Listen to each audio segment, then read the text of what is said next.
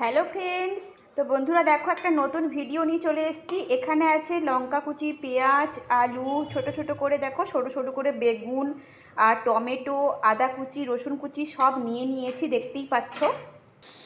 এবার এর মধ্যে সব একে একে মশলা অ্যাড করব। হলুদ গুঁড়ো, এরপর আমরা লঙ্কা গুঁড়ো দিয়ে দেব, সবজি মশলা, জিরে গুঁড়ো, সামান্য 5 ফোড়ন। এবার দেব সর্ষের তেল, তেলটা একটু বেশি লাগবে।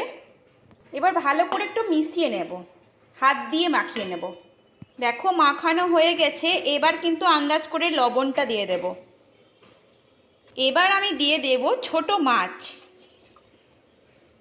ভালোভাবে মাখিয়ে নেব। দেখো খুব সুন্দর করে মাখানো হয়ে গেছে। আর একটু সামান্য তেল দিয়ে দেব, দিয়ে এইভাবে ছড়িয়ে দেব। অল্প কমিয়ে দেব। তো বন্ধুরা চলো দেখে নিই। এই দেখো দেখো আমাদের মাছটা কিন্তু রান্না হয়ে গেছে। আমি আর 2-3টা কাঁচা লঙ্কা দিয়ে দিলাম, দিয়ে এবার কিন্তু ঢেকে রাখবো। ঢেকে রাখার পর কিন্তু আবার নামিয়ে নেব। দেখতেই পাচ্ছ পাশ থেকে তেল বেরিয়ে গেছে, মানে আমাদের রান্না হয়ে গেছে। একটু সামান্য কাঁচা তেল দিয়ে দেব, দিয়েলেই কিন্তু আমাদের রান্না পুরো কমপ্লিট। আর আমার ঘরের অবস্থা দেখো একটু, আর এই দেখো এবার গ্যাসটা বন্ধ করে দেব। দেখো আমাদের রান্না কিন্তু কমপ্লিট হয়ে গেছে।